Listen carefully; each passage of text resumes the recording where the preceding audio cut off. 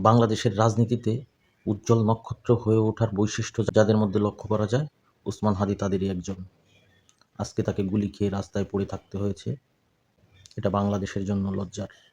এই দেশ তার মানুষের নিরাপত্তা দিতে পারে না। বাংলাদেশের সবচেয়ে বড় ব্যর্থতা হলো মাটি ও মানুষের নেতা হয়ে ওঠা মানুষগুলোকে রাজনীতি করতে দেওয়া হয় না। ওসমান হাদির মতো গুলি করে রাস্তায় ফেলে রাখা হয়, না হয় রাজনীতি থেকে দূর করে নির্বাসিত জীবনে যেতে বাধ্য করা হয়। 1972 সাল থেকে আজকে পর্যন্ত ইতিহাস ঘেঁটে দেখেন, মৌলানা আব্দুল হামিদ খান ভাসানীকে এদেশে রাজনীতি করতে দেওয়া হয়নি, তাজউদ্দিন আহমেদকে এদেশে রাজনীতি করতে দেওয়া হয়নি, মেজর জলিলকে এদেশে রাজনীতি করতে দেওয়া হয়নি।